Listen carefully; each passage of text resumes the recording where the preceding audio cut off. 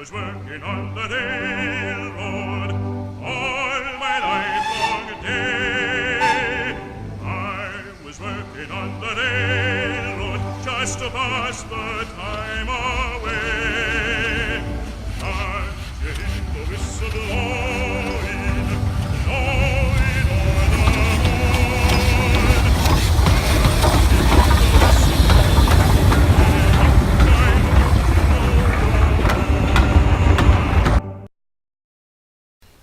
Hi fellow modelers, and welcome to this short update on the progress with our Pendarves and Penware loft layout. These past few weeks have seen little progress on the track side, but lots of work with the wiring underneath the baseboards. In our previous video I described how I changed the corner geometry of the track, leaving the 2-degree incline and running around the corner into Pendarves station. Well, still a little problem in this area, and in particular with the centre curve of the three that are there. When I tested these curves by letting a carriage run off the incline and coast around to the station, I found that it was stopping at a midway point on the centre curve. Obviously, the geometry there was still not as it should be. The other two curves, the outer one from the incline and the inner one to the carriage sidings, were fine. Looking at the track plan, it seemed that the centre curve was too short, and hence too tight to allow for the free movement of carriages around it. So, to make it a little longer, I removed the short straight just before the double slip in the station throat. On further inspection, I found that two second radius curves would perfectly fit the new gap with just the minutest amount of adjustment of the straight coming off the incline. As you can see, the models work perfectly, so I can now confidently declare that the main up and down lines are ready to accept traffic. I also determined that the carriage sidings were running too close to the incline, so I modified the entry curves slightly so as to set them off at an angle to the incline rather than running parallel to it.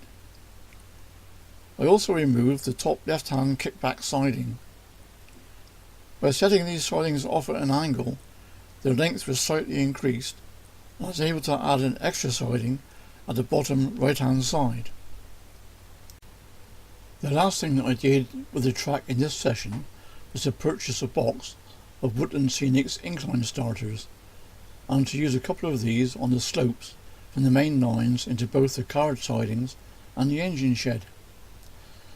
However, before any trains can run, there needs to be power to the tracks, and that is where the bulk of the work has been happening over the last few weeks. I obtained some Gagemaster BPD CC80 fog juicers, soldered it on the three connecting wires, and installed them close to their respective point frogs under the baseboard. I also got a pack of 12-way terminal strips, cut them in half and screwed them to the harnesses from the point motors. I was going to use larger versions of the terminal strips to link the main bus wires to the track droppers, but decided to look for some power distribution bars instead. I found some at DCC Concepts, but they were £8.95 for a pair, and I wanted around 40, so that was way too much. Further hunting uncovered just the right thing that I was looking for from Hobbytronics. These 7-way power distribution bars at £1.62 each came to £64 for 40 instead of £179 that it would cost to get the other ones.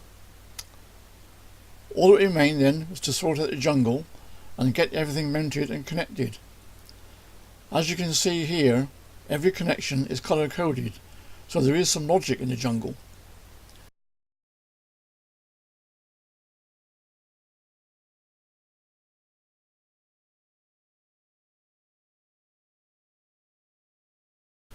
I arranged the switch motor harnesses so that the terminals all lined up facing the fronts of the baseboards to simplify the connecting of the wires from the looms that will be coming from the control panels. The two main bus wires were run between the relevant power distribution bars with the rail droppers simply being screwed into the spare holes. The connecting holes are very large and can easily accommodate multiple droppers, but I kept it to 2 together in the majority of cases, with the odd 3 together where needed.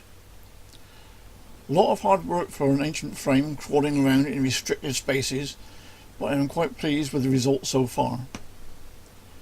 The next major job is to finalise the track work in the carriage sidings, and then obtain the switch motors and fog juicers and wire them all up.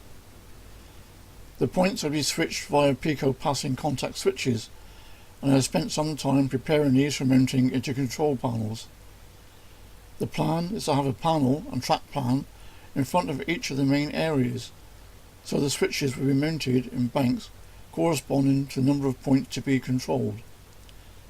Additional on-off switches to control lights or any other effects that might be added later are being mounted in the spare bays of the Pico switch mounting frames.